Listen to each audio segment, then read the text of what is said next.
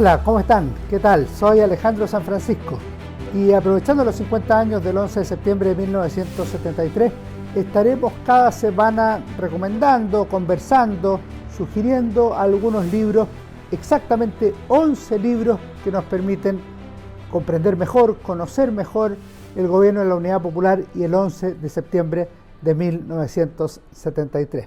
Esperamos compartir estos libros, esperamos que les gusten, que puedan leerlos y así acercarse más a una época convulsionada, pero también muy importante de conocer en la historia nacional. En esta serie de 11 libros sobre la Unidad Popular y el 11 de septiembre de 1973, vamos a partir con uno de Víctor Farías, La izquierda chilena 1969-1973, publicado por el Centro de Estudios Públicos el año 2000.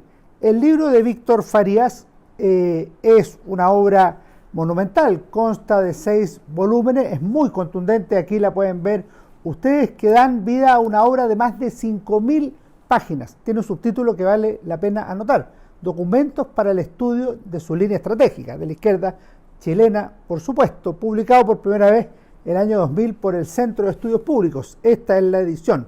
Farías es historiador, filósofo chileno, radicado en Alemania durante mucho tiempo y que estudió a los nazis en Chile, a Heidegger y el nazismo, y tiene también otros trabajos sobre historia nacional. Algunos de ellos buscan desmitificar la figura de Salvador Allende, 2 trabajos al respecto. Sin embargo, no cabe duda que el trabajo de investigación sobre la izquierda chilena que vamos a presentar hoy resulta el aporte más contundente sobre la historia reciente de Chile. Los 6 volúmenes publicados por Farías probablemente son la mayor publicación impresa de documentos sobre la Unidad Popular. Por sus páginas circulan documentos impresos, algunos inéditos, otros que permanecieron solo en forma de manuscrito en su origen, precisamente en los años del presidente Salvador Allende. Adicionalmente, se pueden apreciar numerosas publicaciones de la izquierda chilena de aquellos años.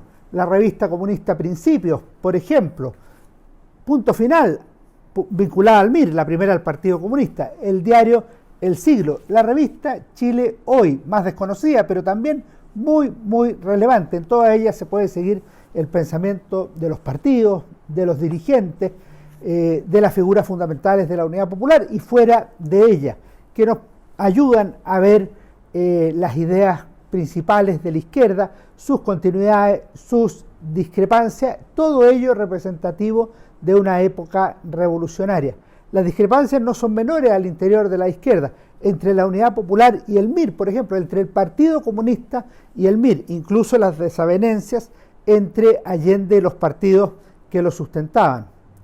Cada tomo cuenta con decenas de documentos, cientos de discursos, entrevistas, programas y otros textos donde queda expresado el pensamiento de la izquierda chilena en aquellos años decisivos de la historia nacional. En ocasiones las fuentes son de la Unidad Popular y se refieren más bien a documentos generales, otras veces son de alguno de sus partidos, a veces son de algún personaje específico. Se encuentran los principales documentos de la UP, desde el programa de gobierno de 1969 en adelante, y están secuenciados mes a mes, año a año, a través de sus actores principales, principalmente políticos, hasta el 11 de septiembre de 1973. El libro está dividido en 8 capítulos distribuidos a lo largo de 6 tomos. El primero, el surgimiento de la Unidad Popular, concentrado en el proceso preeleccionario. El segundo, el resultado electoral y las primeras medidas del gobierno del presidente Salvador Allende hasta el año 71. El tercero, desde las elecciones municipales de abril de 1971 hasta las primeras acciones de masas de la oposición, la marcha de las cacerolas vacías. El cuarto, de las primeras acciones de masa a los acuerdos de Larrañán, entre noviembre del 71 y mayo del 72. El quinto, la discusión en torno a la Asamblea del Pueblo y el diálogo con la democracia cristiana.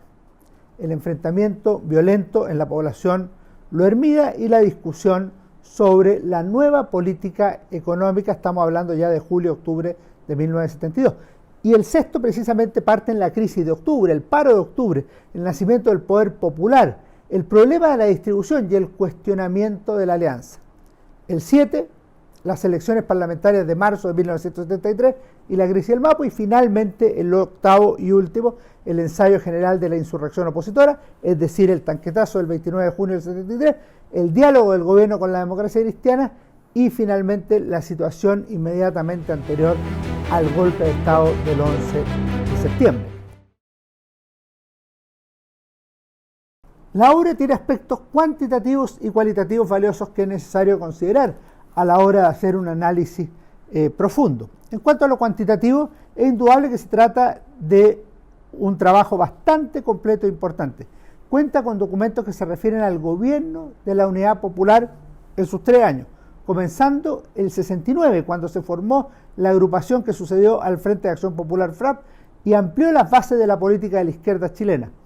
Además, no se trata solo de documentos de la UP o del gobierno de Salvador Allende, sino que incluye otros que son de carácter político no oficial.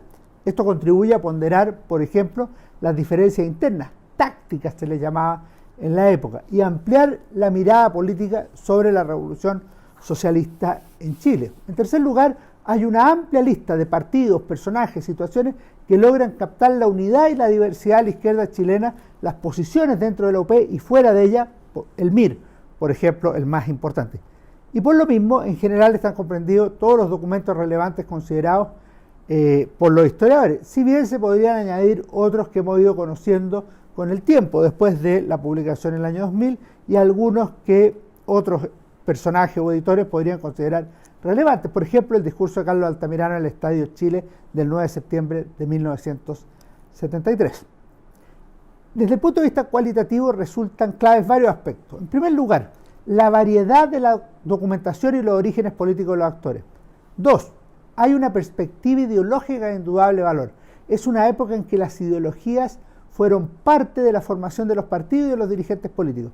Y así se puede advertir en los discursos, en los programas, en las entrevistas, en el lenguaje político en general. La primacía, por cierto, como es previsible, la tiene el marxismo-leninismo, al que adherían prácticamente todas las fuerzas políticas de la Unidad Popular y de la izquierda chilena. En tercer lugar, podemos decir que también existe la posibilidad de analizar las posturas tácticas y la evolución al respecto. Esto significa revisar los medios existentes para la realización de la revolución y las limitaciones que existían al respecto. Y por último, el contenido permite ir captando el lenguaje, el tono de la discusión, el avance de la revolución y también los retrocesos. Lo mismo ocurre, me parece, para la calificación de los adversarios o los enemigos. La organización cronológica de los tomos y los documentos permite hacer un seguimiento al desarrollo del gobierno de la Unidad Popular y del presidente Salvador Allende. 6 tomos. Es interesante constatar que la documentación traza la historia de la Unidad Popular en su conjunto, en sus distintos momentos, desde la exaltación inicial a los éxitos del primer año y una evolución que hacia 1971 parecía conducir efectivamente a Chile hacia el socialismo. En 1962 la situación empieza a cambiar, especialmente con el paro de octubre, y luego comienza el año decisivo, 1973. Con una precisión, si bien se trata de documentos de la izquierda chilena y no de otras fuerzas políticas como la democracia cristiana o la derecha, sí es posible observar con interés la historia de la Unidad Popular en su conjunto y no solo de la UP. En otras palabras, es una obra que contribuye al análisis global del gobierno del presidente Salvador Allende, a pesar de la autolimitación que hace respecto del tema el autor. Allende ocupa un lugar fundamental en la izquierda chilena 1969-1973. Se puede apreciar desde el primer tomo con un texto en que el candidato Allende reconoce su pertenencia a la masonería, pero resulta mucho más valioso el proceso que se inicia después de la elección del 4 de septiembre, con ese famoso discurso de la noche, ya en la madrugada del 5, desde los balcones de la fecha, cuando pidió a sus partidarios que volvieran a sus casas con la alegría sana de la limpia victoria alcanzada. Me parece que tiene especial relevancia ideológica el discurso del 5 de noviembre en el Estadio Nacional, para celebrar haber asumido el gobierno, un par de días antes solamente. En esa oportunidad Allende citó a Engels, el presidente Allende, para mostrar la viabilidad de la vía chilena al socialismo. ¿Puede concebirse la evolución pacífica de la vieja sociedad hacia la nueva? en los países donde la representación popular concentra en ella todo el poder, donde de acuerdo con la Constitución se puede hacer lo que se desee desde el momento en que se tiene tras de sí la mayoría de la nación, decía Engels. Según aseguraba el presidente, este es nuestro Chile. Aquí se cumple por fin la anticipación de Engels. A ello se van sumando otros discursos, por la nacionalización de la banca, en el Congreso del Partido Socialista en La Serena, en enero de 1961, los discursos del 21 de mayo ante el Congreso Pleno, la nacionalización del cobre, julio de 1971, en la despedida de Fidel Castro, en diciembre del mismo año, en un congreso de la CUT, en un pleno del Partido Socialista en Algarrobo, en febrero del 72 en la campaña de la UP para las elecciones parlamentarias de marzo, en el 40 aniversario del Partido Socialista, el 29 de junio con ocasión del tanquetazo y, por cierto, el discurso final emotivo y dramático del 11 de septiembre de 1973. Hay cosas que llaman la atención, por ejemplo, la respuesta del dirigente del MIR, Nelson Gutiérrez, en un acto celebrado en la Universidad de Concepción, donde recordó que el extremismo revolucionario es una traición al socialismo, citando ciertamente a Lenin. Existe un llamado a la unidad de la izquierda, en numerosas ocasiones, una renovación y convicción sobre la validez de la vía chilena al socialismo. También se repiten algunas advertencias. A la violencia reaccionaria opondremos la violencia revolucionaria, decía el presidente. Hay críticas a la oposición y al imperialismo. La certeza de seguir hasta el final con el apoyo del pueblo y que solo abandonaría su tarea cuando cumpliera el mandato que el pueblo le había dado. En muchos textos se puede compartir la emoción, las esperanzas, los temores de la época, el dramatismo de algunas declaraciones. Solo acribillándome a balazos podrán impedir mi voluntad, lo dijo en la despedida de Fidel Castro. Otras reflexiones sobre la izquierda y la ultraizquierda, muy presentes en este trabajo de Víctor Farías, que lleva una de las cuestiones fundamentales de la izquierda y de la revolución chilena, y uno de los dolores de cabeza más grandes del presidente Salvador Allende. La importancia teórica y comunicacional de un grupo que permanecía fuera de la unidad popular, pero que tenía gran influencia, como era el movimiento de izquierda revolucionaria, sin duda afectó a la UP. El MIR aparece en numerosas ocasiones y en los diferentes capítulos de la obra. Destaca la presencia especial, si bien no exclusiva, de Miguel Enríquez, el joven y carismático y determinado dirigente del movimiento.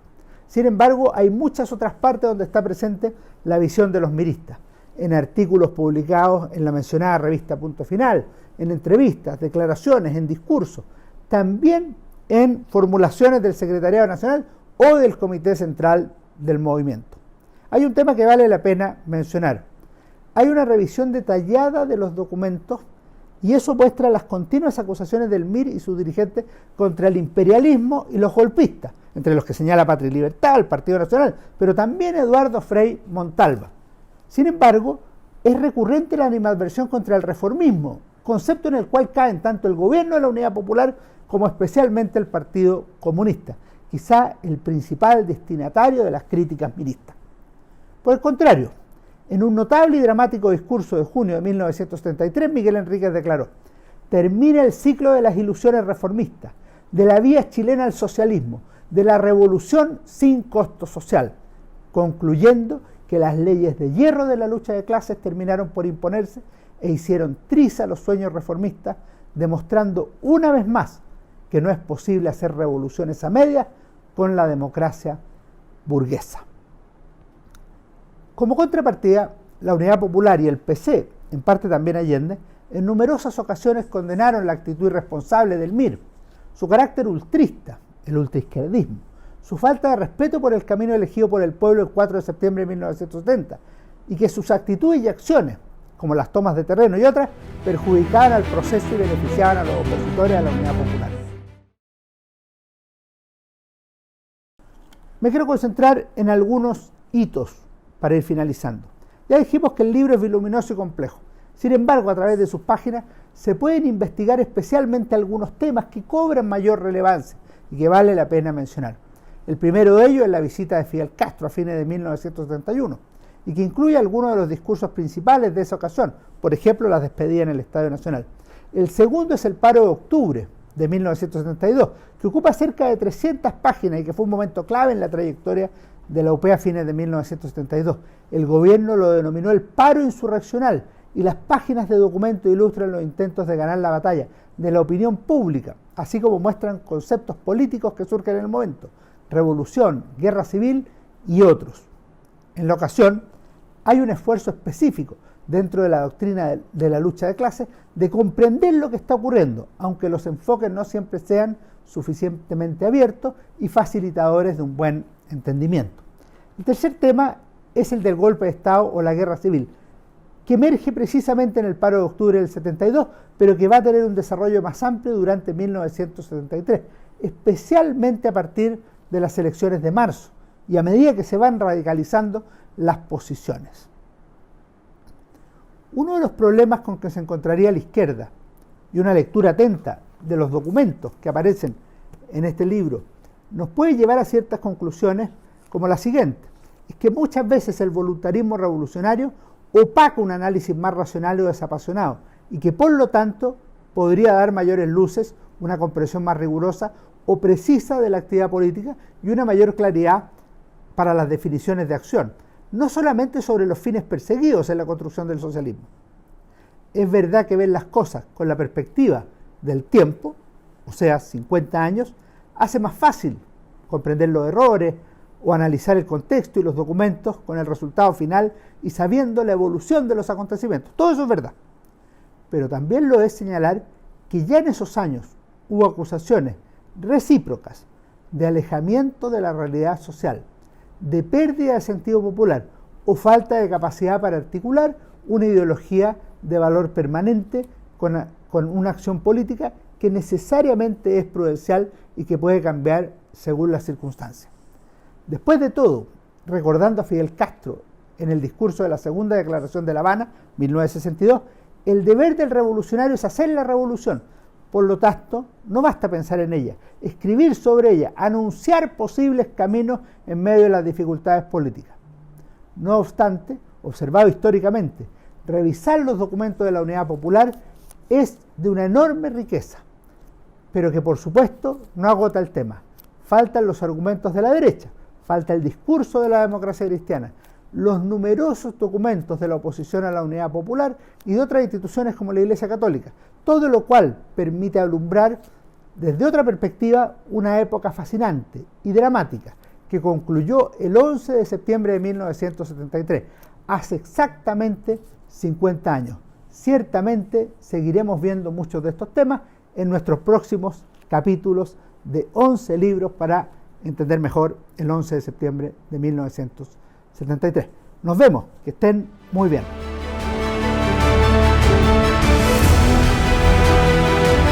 El Líbero, la realidad como no la habías visto. Haz que estos contenidos lleguen más lejos haciéndote miembro de la Red Líbero.